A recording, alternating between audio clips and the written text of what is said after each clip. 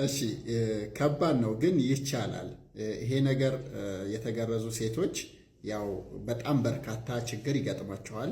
ግን በተለይ ደግሞ ከሪሌሽንሺፕ እና ከወሲብ ጋር በተያያዘ የሚገጥማቸው ችግር ምንድን ነው? በጣም ኢምፖርታንት፣ በጣም ሴንሲቲቭ፣ በጣም ስሜት የሚሰጠው ፓርት ነው የሚቆረጠው እና እሱ ሲቆረጥ ያው ነርቭ ጫፎች ናቸው የሚቆረጡት። ስለዚህ እሱ ከተቆረጠ ስሜት በጣም በኃይለኛው ይቀንሳል ማለት ነው። ይሄ ስሜት መቀነስ ብቻ ሳይሆን ስሜቱ በመቀነሱ ምክንያት ኢንጆይ ስለማያደርጉት ማንኛውም ሰው ሲነቃቃ እንደሚነቃቃው አይነቃቁም ወይም ፈሳሽ አይመነጭም። ስለዚህ ወንዱ በሚገባበት ጊዜ ህመም ይኖረዋል ማለት ነው። ስሜት የለውም፣ ደስታ የለውም፣ ህመም ይኖረዋል። ስለዚህ ይህንን ነገር ማድረግ አይፈልጉም፣ በሂደት አቮይድ ያደርጋሉ ማለት ነው።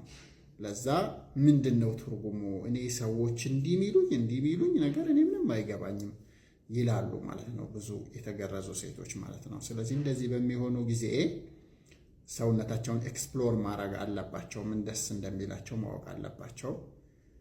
አንገታቸው መሳም ሊሆን ይችላል፣ የጡት ጫፋቸው ሊሆን ይችላል፣ ወይም ደግሞ ሌላ የሰውነታቸው ክፍል ሊሆን ይችላል። እነዚህ ጀነራል ነገሮች ናቸው። ከዛ ውጪ ግን ክሊቶሪ ጫፉ ነው የሚቆረጠው። ከውጭ ያለው ስለሆነ የሚቆረጠው ከውስጥ ፓርት ስላለው ጂ ስፖት የሚባል ፓርት አለው። ስለ ጂ ስፖት ደግሞ ከዚህ ቀደም በሰራሁት ቪዲዮ አለ። ከመግቢያው ከፊት ለፊት በኩል ባለው 4-5 ሴንቲሜትር ገባ ብሎ የሚገኝ ቦታ ነው። በእርግጥ በጣም በቀላሉ ይህን ሎካላይዝ ማድረግ አይቻልም። እሷ ሎካላይዝ ወይም እሷ ማግኘት ይኖርባታል። በዛ መደሰት ይኖራል ማለት ነው።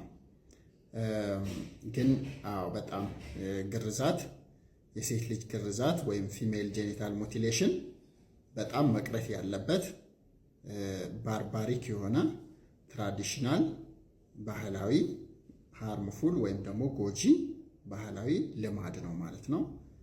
የዓለም ጤና ድርጅትም ይሄን አውግዞት ማንኛውም ሴት እንዳትገረዝ ይመክራል ማለት ነው።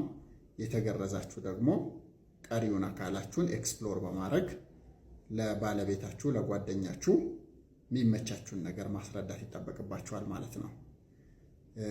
ይሄን ያህል ካልኩኝ ይበቃል።